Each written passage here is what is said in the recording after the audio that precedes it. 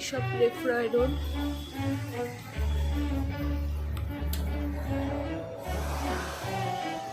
আমরা চললাম সত্যজিৎ রায়ের বাড়ি। কেমন লাগছে মেহুল? ভাল লাগছে? সেই সত্যি আমরা এবছর এসে উঠতে পেরেছি।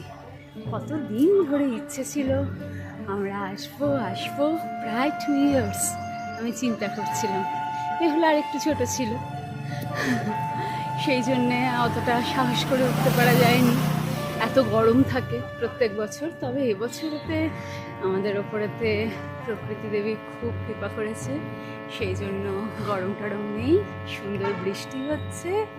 আর সামনে দেখতে পাচ্ছি ফেলুনাথ। হ্যাঁ, ওয়াও, হাতে আইসক্রিমের কোন। জয় বাবা ফেলুনাথ।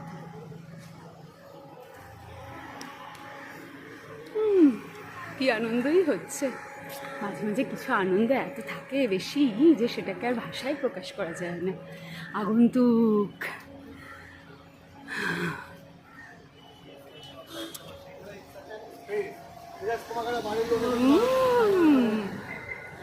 ওইদিকেতে চারুলতা।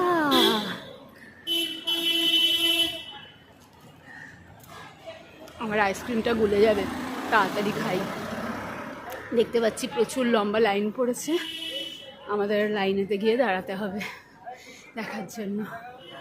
এই যে, চলো এগো, চলো।